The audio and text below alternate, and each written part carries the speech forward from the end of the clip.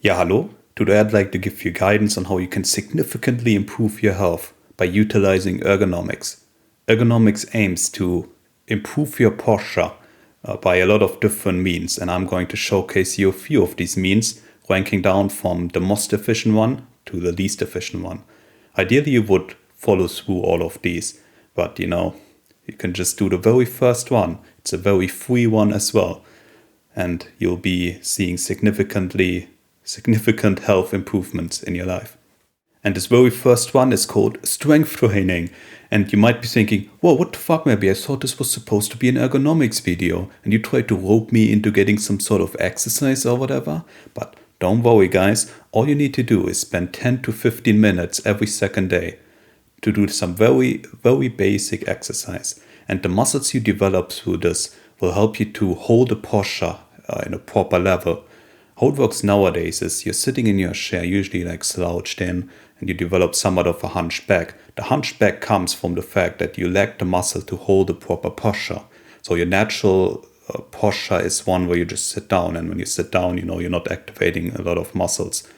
So by actively developing muscles all over your body, you'll be able to hold a posture. You can literally sit on a box and hold a proper posture, like you might have seen on these images as you see on the picture, with very little effort. It will be so little effort that you will not even feel it. You might have tried it before, you see it on the screen right now. And you try to hold the posture, but just so strenuous, and you wonder, how can this even be? How is this supposed to help me out or anything? It's just so annoying to sit like this.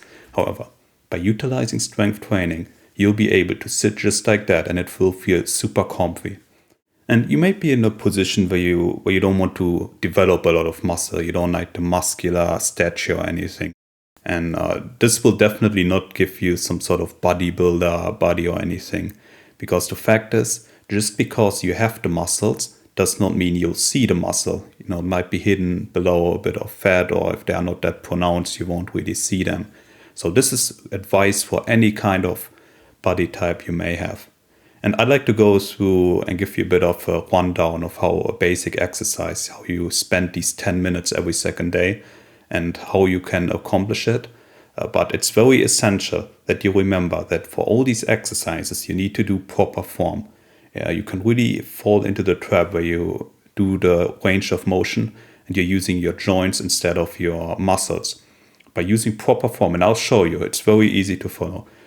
You'll activate the muscles itself, and the muscles are there to support your bones and support your joints. And this is what will alleviate a lot of your bodily pains, will alleviate neck pain, will alleviate headaches because the blood will flow properly. You'll be able to stand, you can stand your ground quite literally because you have the muscles to do so now. You won't be hunching down when you stand or sit or anything because now you'll have the muscles to support it. And this will happen just after the very first week of doing this. Now, I might sound like some weird or anything, but trust me, just hear me out. It's 4 exercises, and they're super easy. For the first exercise, we go back to Rome. Even the Romans, the ancient Greek did it as well. Alexander the Great, and I don't have a female example, but it's for you as well. They did it back then. It's the push-up, of course. And you can do a push-up right now. It's easy, but remember proper form. And the push-up, there are 3 key things to remember. The first thing is you lie down. You do the normal push-up position as you see in the image. And you need to stretch out your arms all the way through so that the inside of your elbow kind of thing is kind of sticking out a bit. So when you do this, okay, you are doing the proper stretched out hand position. Then the next thing you need to do, before you even do the first push-up, always remember, you tuck in your shoulders down, as in, not down to the ground, you tuck them towards your legs, as far as you can, but not too far. You go as far as you can, and then you loosen up a little bit, of course. And the third thing is your shoulder blades. So the thing that is the back muscles of your shoulders pretty much.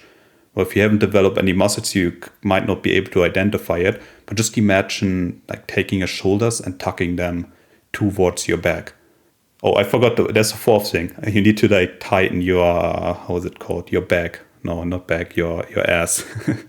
And what this will do is, like, all these elements will result in you having a very straight body. So while you're doing the push-up, you need to retain this straight body position. Never falter. Even if you think you might be able to do another push-up if you just hunch your back or whatever. No, never compromise on this proper form. Well, and when you do the push-up, you just go down and then go up again. And it's important to do this slowly.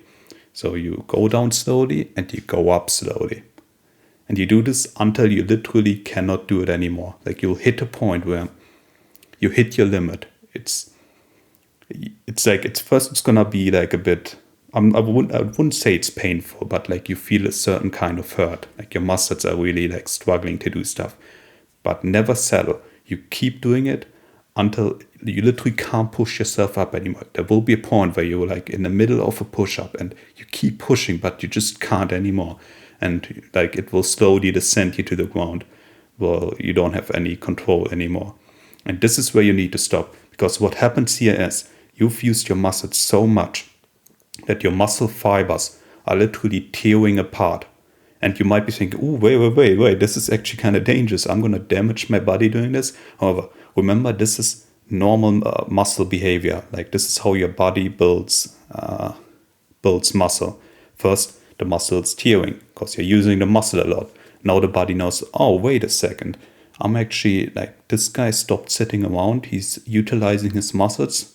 Well, I better repair these muscles and build them stronger. So next time he's able to do whatever range of motion he wants to do. And this is always important to remember. So proper form, do it slowly and until you literally can't anymore. And that's how you do a proper push-up. The second exercise, it's called leg up. You can also do sit-ups, but I'm going to explain leg ups to you first here. It's similar to the push-up, right? You do the proper form, but there's not really a proper form for a leg up. All you need to do is lie down on your back and stretch out your legs and then pull your legs up while stretched out into a 90-degree position. Like do it slowly, of course, and then slowly down again. Remember, slow up, slow down. And you do this until you can't no more. However, on this one, it's a bit mentally taxing because like it will really you'll really feel it in your abs region. But you still gotta suffer through it. And at some point, you'll only be able to pull these legs up like 45 degrees. And then it's probably time to stop this very exercise. Then alternatively, you can also do sit-ups. They're a bit more technically advanced, I would say. You just, like lie down as you did with the leg up and you put your necks in like a A-shape kind of deal. And you just pull yourself up kind of deal. It's important to remember to keep your back straight while you do this because you're contracting your abs or your stomach muscles. And you need to keep your shoulders loose. You cannot use your shoulders to push yourself up forward. Same for your head. You can't use your head to push yourself up. It all needs to come from your abs region. But yeah, I recommend you do the leg up exercise instead. Like you can do either a leg up or sit up, but yeah, leg up is probably better because it's easier to do. And I do leg ups too, so listen to the master right here, Mr. Casual Strength Trainer. The next exercise is a pull-up. It's pretty easy. There's not much to remember. You find a bar and then pull yourself up. Important with a pull-up is you need to pull yourself towards your chest. It doesn't matter if you cannot get your head above the bar. Just pull yourself up as much as you can and towards your chest. You kind of arch your back as you do it, as you see in the picture right here, of course. But however, the problem with this one is you need a bit of equipment for this. So either you would get like one of those door frame pull-up bar thingies. You can put them on your door frame. Don't worry, it won't damage the door frame as the door frame is literally helping hold the structure of your very building you are in. Or you can get a dip bar and you can pull yourself up using a lying down pull-up. It's the same principle here. You do it like with the push-up. You make sure your whole body is very straight by tensioning up all these muscles, as I explained in the push-up. And then you pull yourself up using that. It's a bit easier to do a lying down pull-up as well. So if you're not able to do like a normal pull-up, then this is a very good alternative right here. However, if you have no equipment or you just don't want any equipment, there's also an alternative to the pull-up. It's called reverse push-up, and it will activate the same back muscles as a pull-up would. Because pull-up is not for your arms, it's actually more for your back. So you can hold the proper back position when you're sitting or standing or whatever. So you like lie down and then you plant your elbows in kind of like a 90-degree angle. And again, you keep your head straight while you do this. And then you push yourself up using your elbows and try to get your body off the ground a little bit. Like you won't be able to do it much, but just like doing that is also advisable. So there's no excuse to not do this pull-up exercise. And it's, as I said, all these 4 exercise types, they are essential. So it's important to do them all. But yeah. And the next exercise is the squat. It's there to strengthen your leg muscles so you can stand up without any effort. It's very easy actually. You put your legs in somewhat of a V shape. However, when you do this, try to put your thighs in somewhat of a V shape and let your legs follow. So you don't start by putting your legs in a V shape. You put your thighs in a V shape and the legs kind of follow and try to make it in a natural position. Then you try to see how the most comfortable standing position would be. And you go down as you keep your leg and your head straight. Go down slowly, go up slowly, until you can't no more, of course. But I guess for squats, it would be ideal if you stop a bit before you literally can't go up from the squat anymore.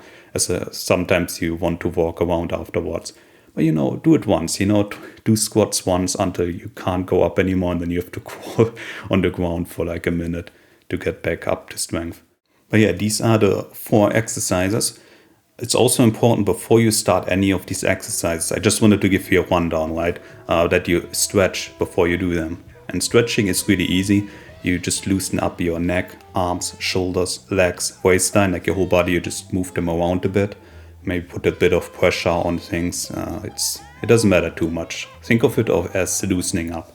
So there's no weird residue in your body that might be, inhibitive for the actual workout. You can do this like within a few seconds and then you'll be done with that. And to summarize the actual effectiveness of this very basic strength training, when you do push-ups and pull-ups, you solidify your back muscles that help to keep your shoulders in place and your neck also in place, which are 2 things of contentions which usually cause a lot of pain in your body.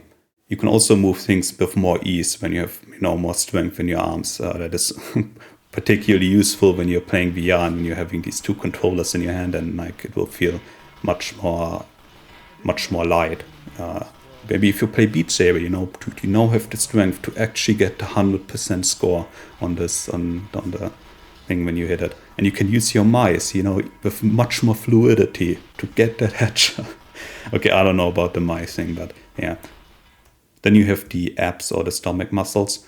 They particularly help you to push in your stomach and pull up your chest. This will put your spine in a proper position and your back into an upright position. And this is the key thing that will help you to literally sit in this proper posture, which you might not have been able before. With this thing, you can sit on a literal box upright and it will feel like a natural sitting thing. So this is actually really important, these abs muscles.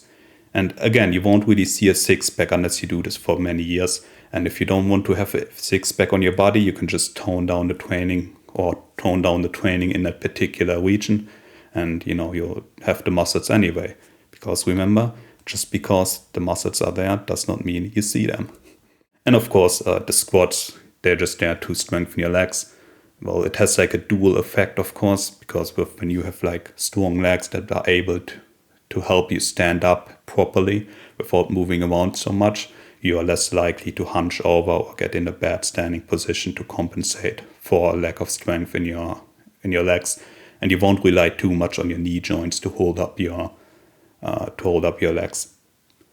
Also, a very nice advantage of doing body-wide exercises, and the exercise I listed here, is you don't only control the muscles that are more apparent, you also control the kind of muscles that are responsible for your balance or for like finer movements in your body. One of the earliest apparent signs of this is you're able to stand on one leg with no effort at all, like, because you have the muscles that are quickly able to react to any kind of changes, how you stand kind of deal.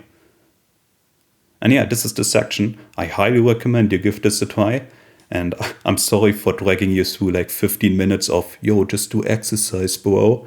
But trust me, this is the most essential thing you can do to improve your ergonomics and your health. Complementary to doing the strength exercise, I'd like to talk a bit about diet.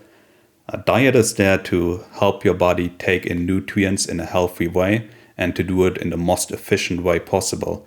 Well, that you lose a bit of weight is more of a consequence than the goal, really.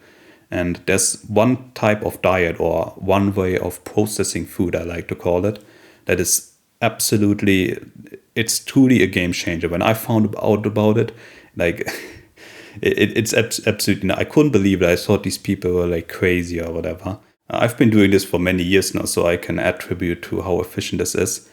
And to understand it, we need to go back, even further back than the ancient Romans, the ancient Greek, anyone back then. We need to go back to the Stone Ages, when our forefathers were hunting this lion, and they were only eating once a day. They hunted down the lion, and they took in these nutrients, and they only had like one chance a day to get this. And then they had to live off it for, the rest of the day and then the next day. And I bring this up because this is what we evolved from. This is how we used to eat before. And this is, how our body is like, it's like the composition of our body kind of deal.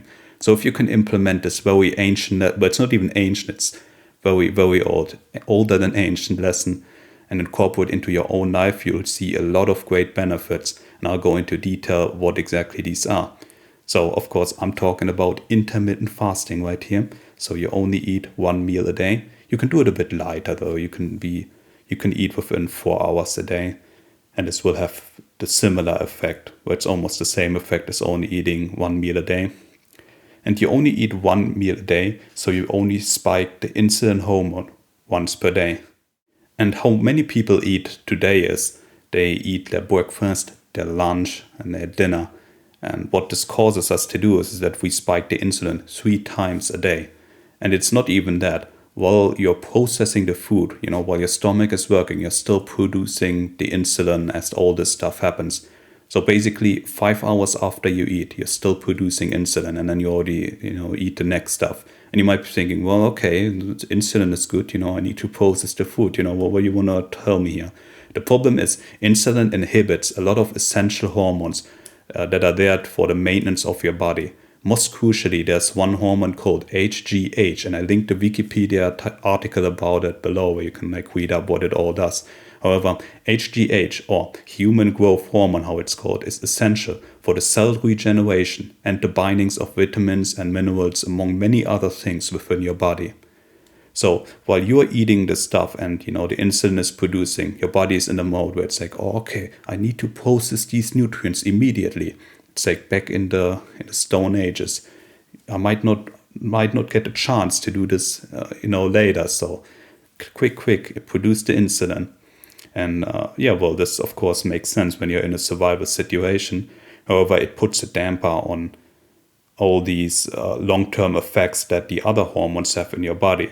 So there's little maintenance your body can do, and it kind of ages your cells as well. It's like your body will have trouble to replace the cells that were lost or whatever, and it has like a lot of these cascading effects happening.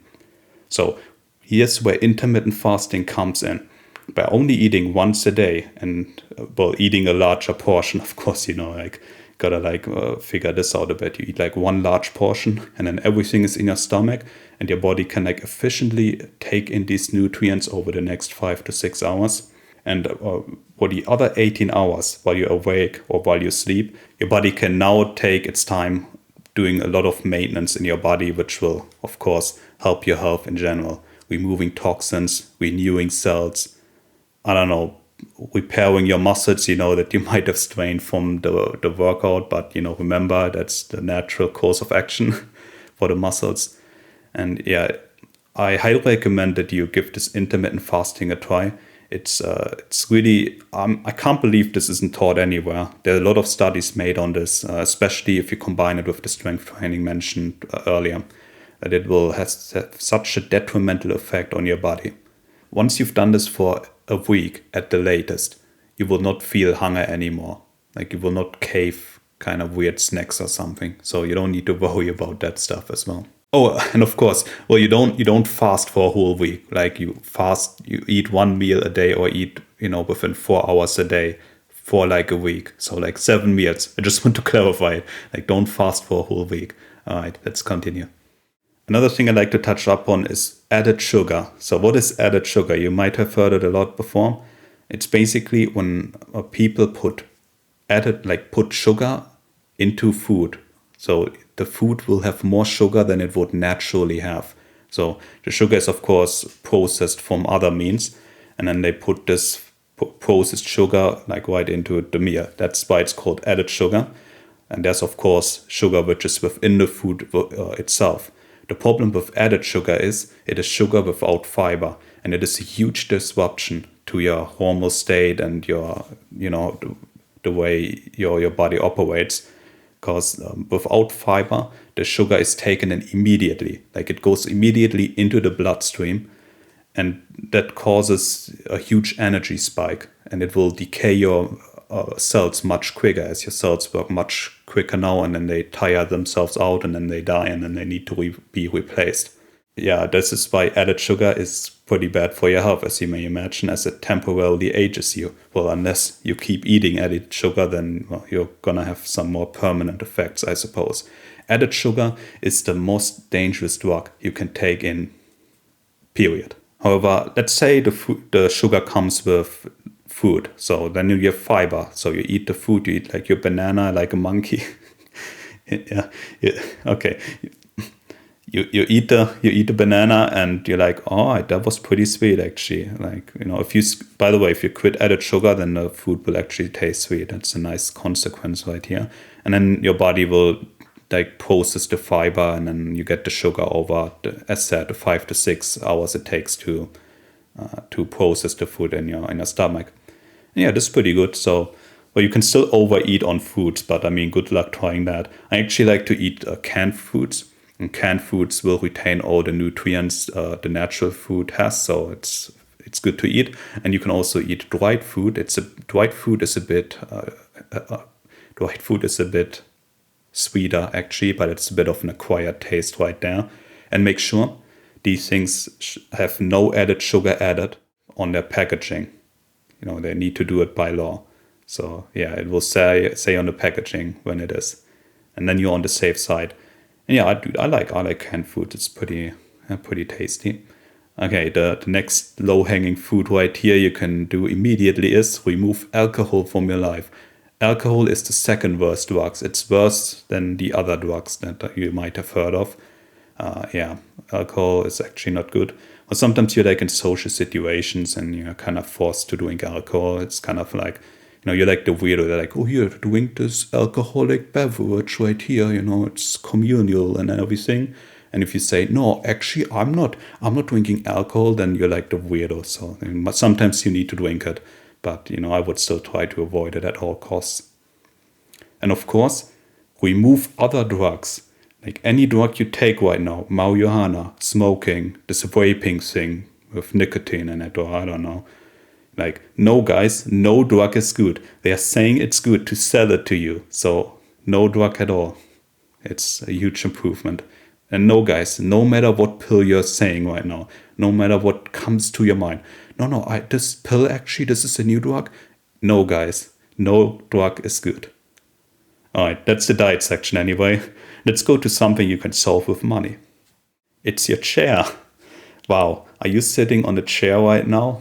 Well, I mentioned it a bit earlier. A lot of chairs put you into a position where you get a bit of a slouched back happening. And you can, even with zero strength training, even if you think, maybe, like the strength training thing, I can't spare these 10 minutes every 2 days to do stuff like this. Even then, a good chair will help your ergonomics by a lot. And it's very easy to sit in them as well, even if you have like no muscles or something. So it's all good. However, if you did the strength training before, you can even sit on a literal wooden chair and you'll still have better ergonomics than someone who didn't do any strength training and has like this very expensive chair, the very one I will recommend in a bit. So I would recommend any chair in like the $1,000 region. The key element and why they're so expensive is they put a lot of research on how the human body is formed and how to make sure the chair is accommodating this. And they're also molding all their parts in-house. So the parts are designed from what is best for the human body. And they're all like custom parts, of course, if you compare this to the cheaper chairs, in the 200 to 300 region, you'll find that they are using off-the-shelf parts, and the off-the-shelf parts might not be what is the very best for your body kind of deal. So I would recommend brands like Steelcase, Human Scale, or Herman Miller. You can just look up reviews of what you think, like what the reviewer, how they like to sit and etc., and then apply it to yourself. Or you can even go to stores and try out these chairs yourself and see which one is the one best for you. Also, you might be thinking, oh, wait, dude, $1,000 is pretty expensive for a chair. You can sometimes get them from office foreclosures or on eBay for used at 33 to 50% of the original price. So just make sure to clean them thoroughly before you use them. But this is a great way to save a lot of money on these chairs. And I hate to break it to you guys, but if you're sitting on something called quote unquote gaming chair, then you just bought into a scam. Actually, if you look at racing seats in racing cars, they're not designed to make you comfortable. They're designed to keep you safe and to keep you in place for the racing you do. So having a gaming chair and assuming they're super comfortable and good for your back is a bit of a misjudgment. And these companies, they know that as well, and they're trying to sell this to you based on this assumption. So yeah, the gaming chair is actively hurting your back. You'd be better off sitting on a wooden chair right now. Look, I'm sorry to break it to you, okay? Just toss the gaming chair right off the loss and get a proper chair. Adjacent to that, you have mattresses, the thing you lie down on. Well, usually the Japanese might disagree here, but I guess it applies to a lot of things. Anyway, a good mattress is ideal, of course. It's the thing you're lying down on the most. I would recommend something in the 300 to 500 region. It should be fine. However, if you're sleeping on your back already, then pretty much any mattress will do as long as it's not super old. Just pay attention that your neck is in the proper position. And yeah, then any mattress will do because you already have the proper lying down position, which is best for your back and overall health. However, if you sleep on the side, then the quality of the mattress matters a lot because you have less surface area, which is in contact with your mattress because you're lying down sideways. And that means having a higher quality mattress that can compensate, for this force, for the less surface area is essential right here. So if you're lying down on the side, then, get a good mattress in the 300 to 500 region and you'll be good. And yeah, you should never sleep on your stomach. It inhibits your breathing while you sleep and it kind of hurts your ribs. It puts them in a bad position. Yeah, it also contracts your stomach in a bad manner. So yeah, lying on the stomach, well, if that is your habit, I'm sorry, might be a good idea to mitigate this as quickly as possible. Now let's return to the desk. Well, you probably haven't left yet. Dude, I told you about strength training, guys. Come on, you should have done it with me as I shown it. Oh well, it's fine. I like to talk about the very mice you're using right now, because any kind of conventional mouse is actively hurting your wrist. Well, you probably know that already. There's this very picture here. You've seen that before. While you're holding this mouse, you're twisting your wrist and it's gonna cause wrist pain. All the boomers are telling you that, but you didn't listen. And yes, and I say conventional mice, any kind of gaming mice, any kind of ergonomic mice, any kind of lightweight mouses. It's an outdated design. They've been using it for decades and you should not buy into it. I've been in a position where I had some really onset light wrist pain. So usually when I was doing stuff for many hours. And there was this weird feeling when I did something for many hours. Well, anyway, I'd like to present you two alternatives you can use that are not the conventional mice. And the very first one that I'm using for many years, and I quite like it, it's the vertical mouse. So the vertical mouse puts the mouse kind of in a 60-degree angle, and that removes the twist on your wrist. Problem solved.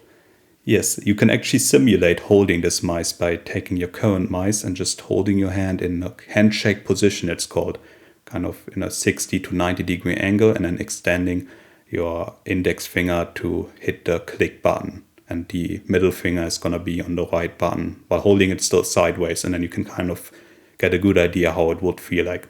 Still, an actual vertical mice is something you should try anyway. And it really has a significant impact on, like, it will probably alleviate your wrist pain within a week. I recommend the Anker vertical mice, which is only $20 on a lot of online retailers.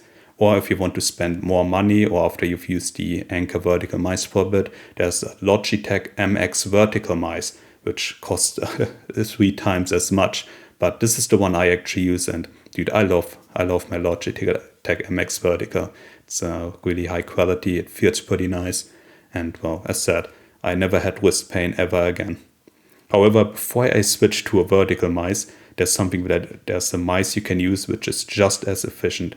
And guys, okay, you get it out of the system. You're gonna hear what I'm saying, get your okay boomer ready right here. It's the trackball. Yes, guys. I've been using a trackball for a bit. Yes. yeah. Get it out of your system, everyone. Well, you should get a trackball that you can control with your index finger. I recommend the Kensington options. They're all pretty good. Avoid the one which have there's some options, like Logitech has like some of these some trackball mices, and no, they're not really ergonomic as well, because your thumb is not made to do precise movements. So, but yeah, trackballs are pretty good too. Like, I could game on a trackball, and I can also game on a vertical mice. It's like no problem at all. So I would try out these two options. Maybe get like a cheaper trackball to try it out. They're both gonna be helping with your wrist ergonomic stuff. And while talking about mices, I'd also like to talk about keyboards here. Well, any keyboard works pretty much. You just need to keep your hands aligned with your arm while you type. And then, yeah, as I said, any keyboard works. It might take a bit of getting used to change your typing position, with your new hand position aligned with your arm. But otherwise, any keyboard works. So, yeah, easy, right? You can do this right now, actually. Then there's one last thing, the monitor, the thing you're looking at right now. To reduce eye strain, there are 2 things to do. Reduce the brightness on your monitor. Anything below 50% is good. I would start with like 25% brightness and then try it for a few days. See if it's still dark enough for you, because when you first turn it down, it's gonna look dark. But after a few days, maybe not so much anymore. And then keep increasing as you go until you find the good brightness for you. The problem is, if you look at something super bright, then your brain is like in pay attention mode. It's like, ooh, there's this bright thing going on. I gotta pay attention to this, gotta be careful. It's somewhat of an instinct, you could say. That is why they use these bright billboards and the animated billboards to catch your attention on the street, by the way. So yeah, less brightness is of course better if you look at something for super long. So yeah, you can do this right now, actually, hell yeah. And another thing, put your monitor at least 1 meter away from where you sit. This ensures that you're not focusing on something super close for too long. The farther you can put your monitor away, the better it is actually. So if you have like a super big monitor, maybe put it 2 meters away. Yeah. Or you can also do this right now, or you just sit farther back, but then you're probably too far away from your table. So I don't know, guys. And yeah, that wraps up the video right here. I hope this can jumpstart your own ergonomic journey and strive towards a healthier future for yourself. I think it's very important to take a lot of these preventative measures, not only to make sure you're healthy in the future by not misaligning something in your body for too long where it's gonna become a problem when you're older, but also to have a very clear and lively young life. Because in this modern society, you're tempted with so many things that can put you in a very miserable state. And it just, like, you might not even notice it. It happens so slowly. It's like, I just got this headache once. Then it happens like once a week. Then, you have it like constantly. Your back hurts. Sometimes you don't even know why it happens. However, when you steer it into a direction early enough, it's easier to correct any past mistakes. And especially when you're someone young watching this right now. Like me, I'm young, guys. I'm young. Look, I never had most of the issues, I was talking about. I never had back pain. I never had some weird injury happening. I never had a weird strained eye. Like, I'm not wearing glasses or anything. I never had all these issues. However, I like to read up on what other people report, especially the old people. Like, this is really important. Like, where they say, "Oh, I wish I had done this when I was young. I wish etc. I wish I would have not smoked so much. I wish, And then you combine it with research. How can you mitigate these things? What have people found out about the human body to help prevent these kind of issues? And when you combine these two things, it's a very powerful force that puts you on a path to help them. Okay, that's it. I think that was a pretty good speech. It's quite proud of this one. Anyway, thanks for watching and goodbye.